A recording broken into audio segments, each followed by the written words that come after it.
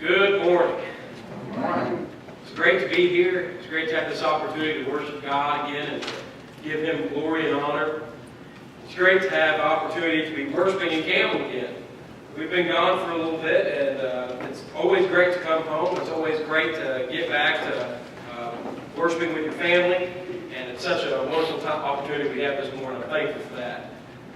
This morning, I don't know if you can see very well up here on the screen beside me, but I thought we would do a lesson that would be somewhat pertaining to recent events. I say recent events, I guess it's more events that happened a long time ago, but this last week we had 4th of July, Independence Day. And around this time of the year, we spend our time thinking about different sacrifices that have been made, different things that have been done for us so that we would have the opportunity to live the way we live, to live in the country that we live, and have the opportunities that we have in our country. But there's something we often forget. There's a price to freedom. Freedom does have a price. Now, we may not be going this morning where you think we might. If you will go ahead and turn over your Bibles to 1 Corinthians chapter 11. 1 Corinthians chapter 11, verses 23 through 26. That's going to be our primary text for this morning's lesson. 1 Corinthians chapter 11, verses 23 through 26. During this morning's lesson, I hope that we'll find much more than the price that's been paid for the freedom of our nation. Because we are blessed to live in a nation that's free, but I don't believe others are cursed when they don't live in one that's free. You see, all the blessings that have ever been promised throughout the Bible have been fulfilled in one man, Jesus Christ. All the blessings ultimately had their fulfillment in Jesus. Every good and perfect gift in this world ultimately finds itself in Christ. Everything else is just temporary. And we do have freedom that is offered to us and promised to us in Jesus. If you will read with me there beginning in 1 Corinthians chapter 11. I hope you have a Bible with you this morning. If you don't, there should be one in a pew around you somewhere. Doesn't look like our screen's going to participate. So 1 Corinthians chapter 11, verses 23 down to verse 26. For I received from the Lord what I also delivered to you, that the Lord Jesus, on the night He was betrayed, took bread. And when He had given thanks, He broke it and said, "This is my body, which is for you. Do this in remembrance of me." In the same way, He also took the cup after supper, saying, "This cup is a new covenant in my blood. Do this as often as you drink it in remembrance of me. For as often as you eat this bread and drink this cup, you proclaim the Lord's death until He comes." Thank you for following along in that with me. You see, one thing that we often forget is that meal we participated in a moment ago, that Lord's Supper, that communion supper, has more to it than just bread and fruit of the vine. It's something deeper, something more important than merely having a time that we spend with one another with our minds aligned on the same focus. It's to remind us of something. And that simple fact being that freedom didn't come free. This morning, if you don't get anything else out of this lesson, I hope you get these three things.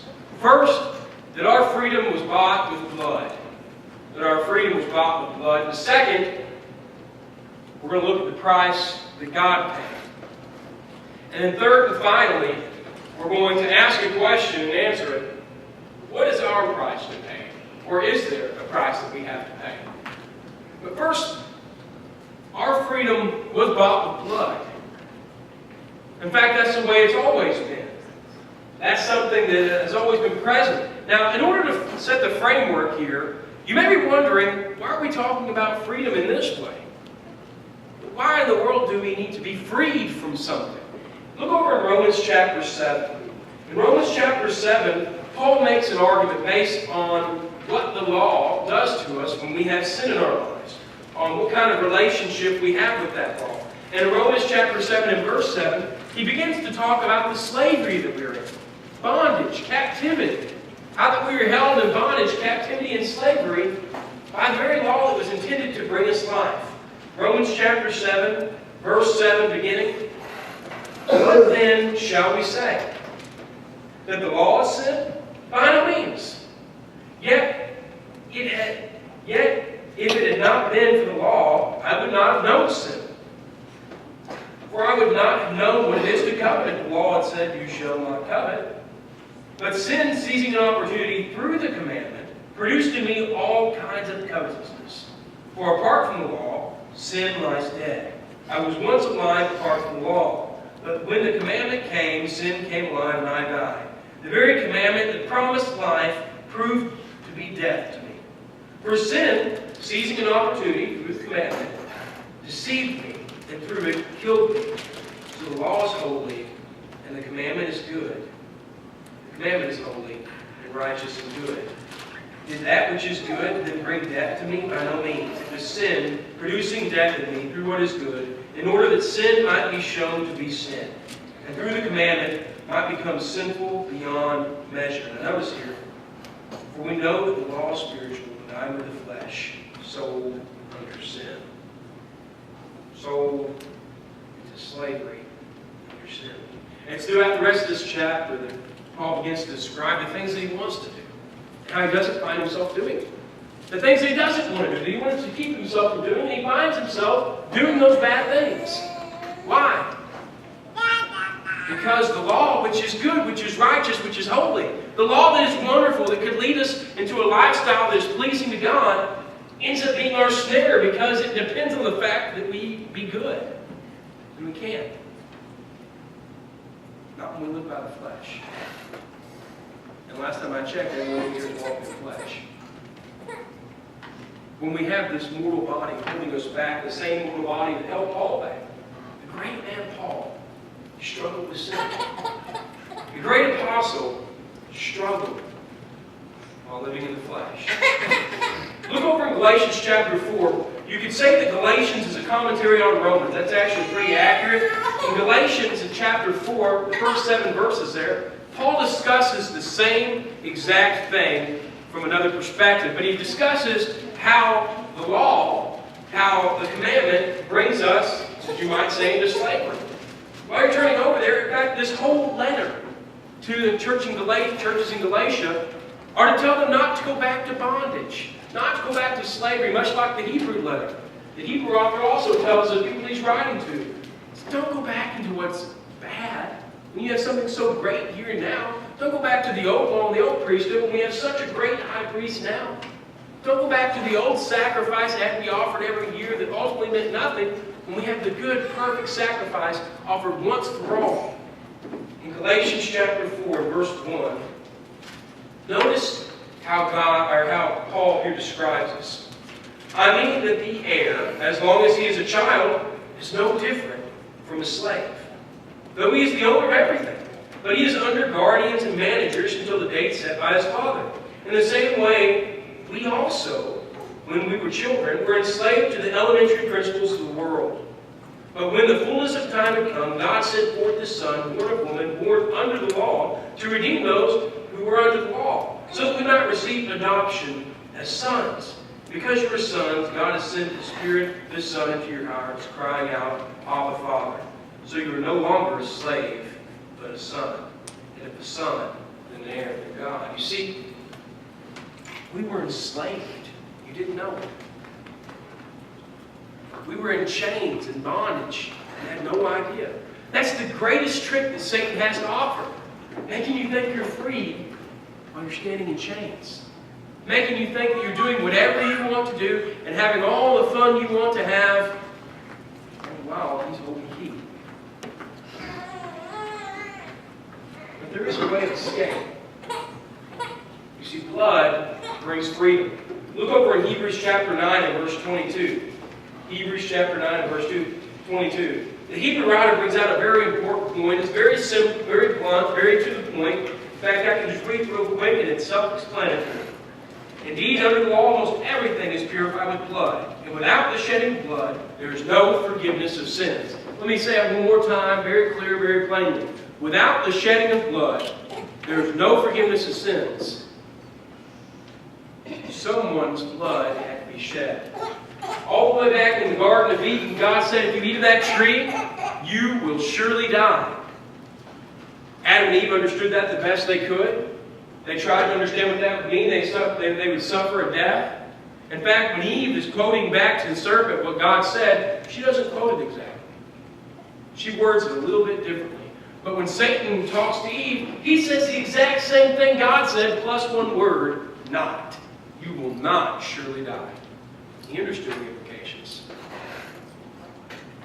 Somebody had to die. That somebody was Jesus.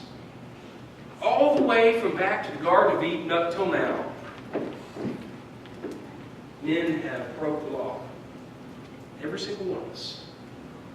When we come to that age where we recognize the difference between right and wrong, when we come to that age where we're now accountable to our actions, we mess up. We make mistakes. And the punishment for those mistakes is death. Well, I haven't killed anybody. I haven't done anything that bad. You're looking at laws and their consequences here. We're talking about the consequences of law for all eternity. God said, don't eat from that tree, and the punishment was death.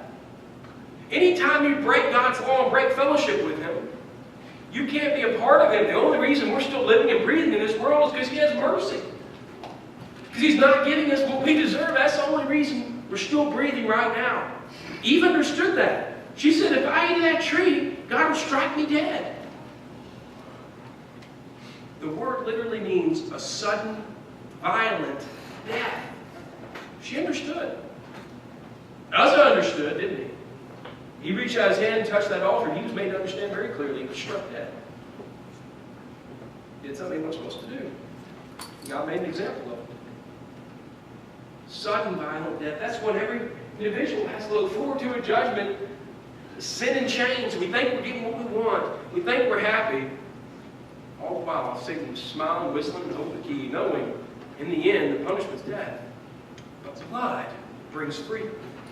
Remember what the Hebrew writer said? Without the shedding of blood, there's no forgiveness. Without blood being shed, there's no hope of righting the wrong. The good thing is that there's someone who's willing to shed his blood for you.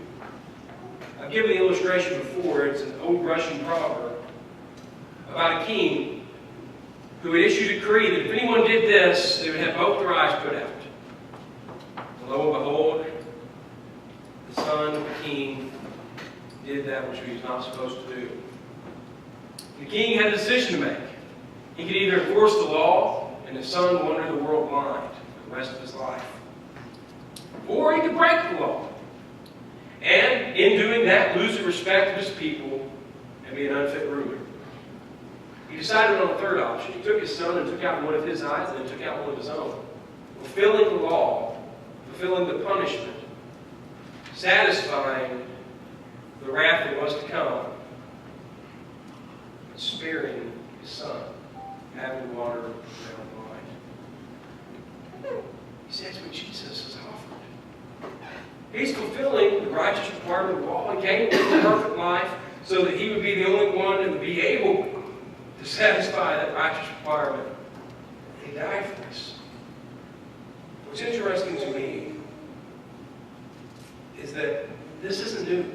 All the way back in Leviticus 17, verse 11, God told Israel, "For the life of the flesh is in the blood, and I have given it for you on the altar to make atonement for your souls. For it is the blood that makes atonement by the life." The way to atone for sin is by life. It's always been that way. It's never changed. So freedom is bought with blood. Remember I mentioned the second thing? What price did God pay for our freedom? Well, the only way to really answer that is He paid the ultimate price, didn't He? He sent His only Son.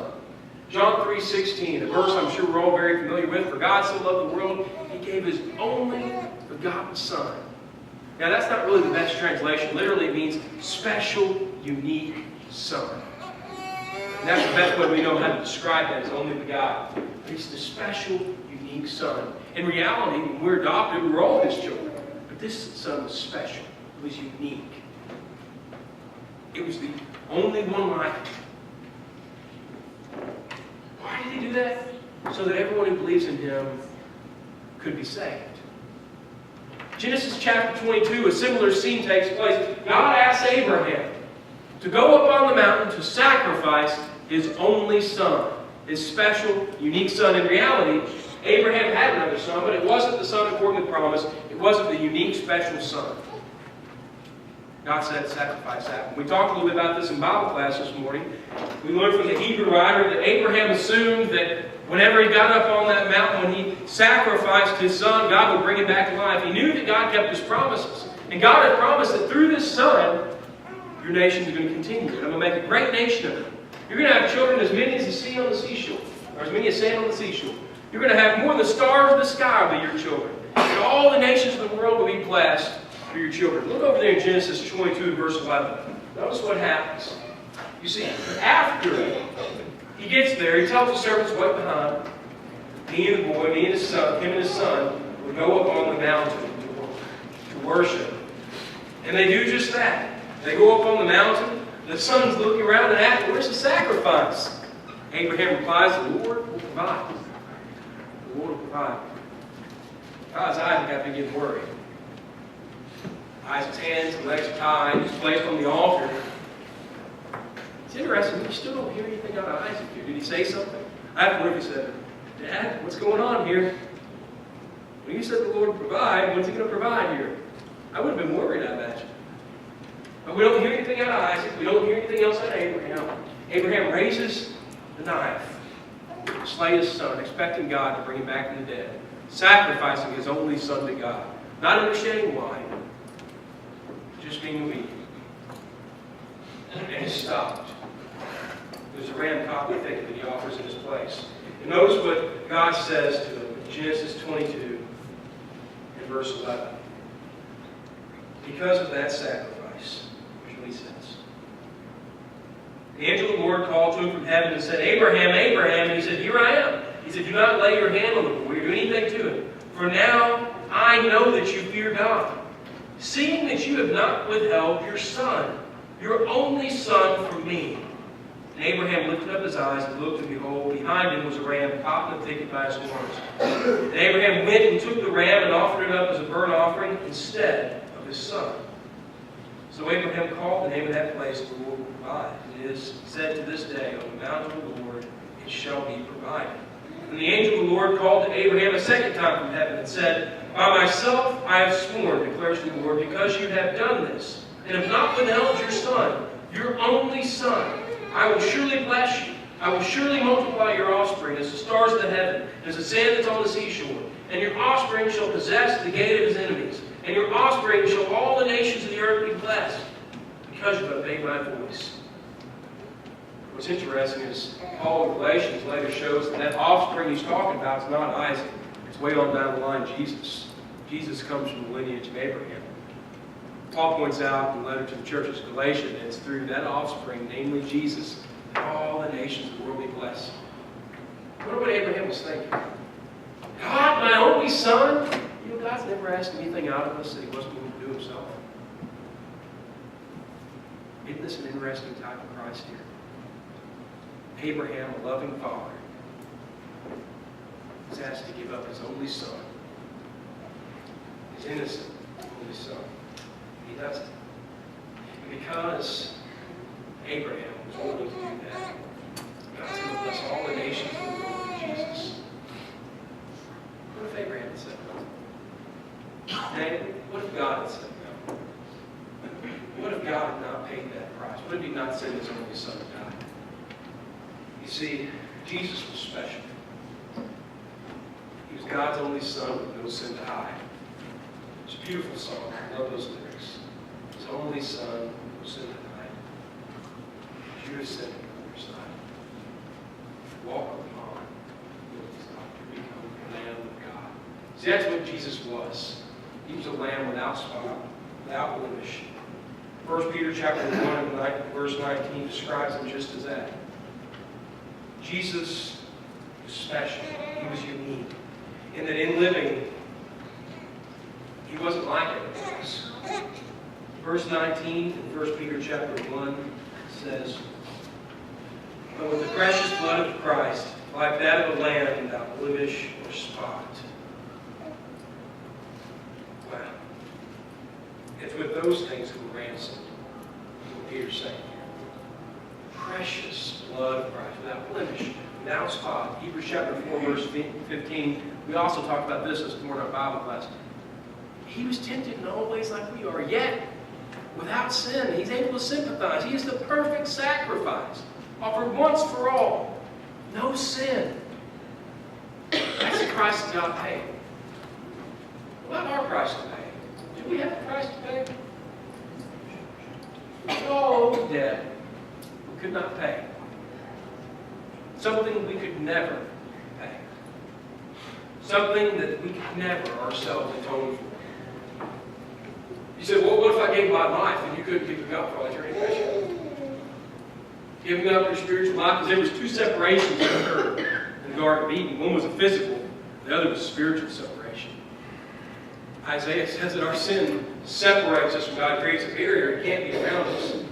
In Hebrews chapter 7, verse 18, the Hebrew writer says, for on the one hand, the former commandment set aside because of its weakness and uselessness, the law made nothing perfect. On the other hand, a better hope is introduced, through which we draw near to God. You see, there's a better hope. We talked earlier about the law. It can't provide. It's weakless. It's useless. Not because the law isn't perfect, just like Paul said in Romans, but because we're not perfect. You can't pay the price. If you could, you would just have to keep the law, and everything would be made new. Everything would be wonderful. You could live with Jesus for all eternity. Not need His atoning blood. The law was put away not because it could not provide salvation, because it couldn't provide salvation to you, to me, to mankind. That's what Paul says in Romans chapter 8. Paul points out the same fact. It's because we cannot keep the law, because we ourselves cannot keep it. There is no condemnation for those who are in Christ Jesus. Chapter 8, verse 1 Romans. The law, the Spirit of life, has set us free from the law of sin and death. God has done what the law, which was weakened by the flesh, could not do by sending His own Son in the likeness of sin in the flesh. And for sin, He condemned sin in the flesh in order that the righteous requirement of the law might be fulfilled in us who walk not according to the flesh, but according to the Spirit. That's amazing, isn't it? What debt do I have to pay? I could never hope to pay it. But Jesus bought me anyway. And because He bought me, I'm mine no more. I don't live to myself any longer. I don't belong to myself. That's what Paul says in 1 Corinthians chapter 6, verse 19 and 20. We're no longer just living to ourselves. It says, "For do you not know that your body is a temple of the Holy Spirit within you, whom you have from God? You are not your own. You were bought with a price. So glorify God in your body." Here in the Church of Corinth, it's struggling. There's things they want to do that the rest of society is doing, things that aren't right. He says, don't you know you're not your own? Someone's paid for you. You've been bought with a price. Price you can never pay. You can't buy yourself back. It's done. It's finished. It's complete. In Revelation chapter 7, verses 13 and 14, we get this final picture of those that have been washed with the blood of the Lamb. Those that have been cleansed, that have been bought with His blood, that have conquered with Him and will endure with Him forever. What's your price to pay? Somebody owns you now. You're no longer a slave to sin because you've become a slave to Jesus. He's not forced you into it. He offers life. He offers life, and the price is that you're not yours anymore. You live for Him instead of you. I want to close with this last thought. One last verse for you to think about. Greater love has no one than this, that someone lay down his life for his friends. That's John 15, verse 13, the words of Jesus. Greater love has no one than this, that someone lay down his life for his friends. So that's what Jesus did. He offers life. He laid down his life for you. He laid down his life so that you might live. If you're here this morning and you haven't recognized that Jesus bought you, I hope this lesson helps you do that. I hope you recognize that Jesus paid the price for your sin. That he gave himself so you might live. In Romans chapter 6, Paul describes the transformation that takes place. You decide no longer to live for yourself. You die to yourself because someone's paid for you. That's the only right thing to do. To give what's been paid for. You give yourself, die to sin, and you bury your old person. The same way Jesus was buried. You don't have to get buried in rock and stone underground. But Paul said in Romans chapter 6, you get buried in water. And then you rise up out of that water. Because that's the gospel, isn't it? The death, burial, and resurrection of Jesus. 1 Corinthians 15 says that. You rise up out of that watery grave as something new. Something that's been paid for. Something that's living no longer for yourself, but living for Him. And then there is no condemnation in Christ Jesus. Isn't that amazing? If you'd like to take part in that, would you come right now? Together we stand and sing.